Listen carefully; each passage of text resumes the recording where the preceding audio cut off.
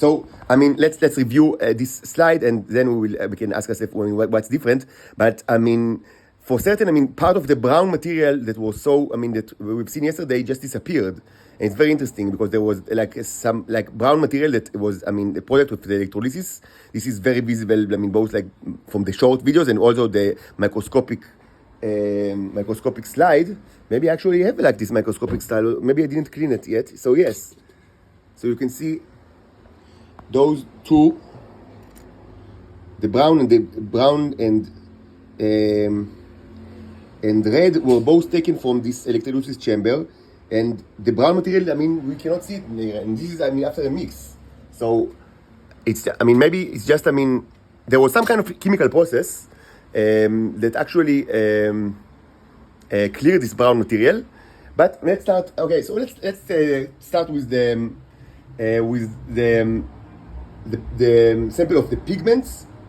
Just to remind you, the idea is to have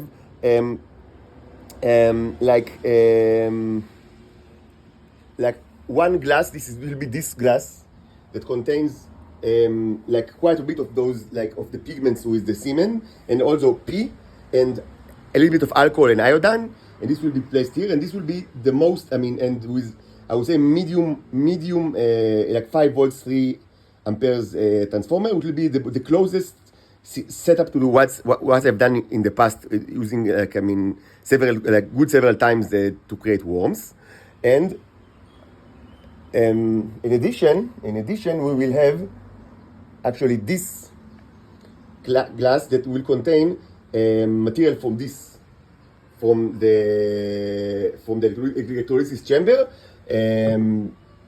the green material that we will soon inspect together with P, so it will be less dense, because from experience I can say that it's quicker to actually create the worms in thinner mixture, even though the worms can definitely be created in any kind of density. And we've already, as I said, actually the first worms that I managed to create, the living worms, the real size living worms, were created in a mixture that was so solid that it was almost like a rock solid.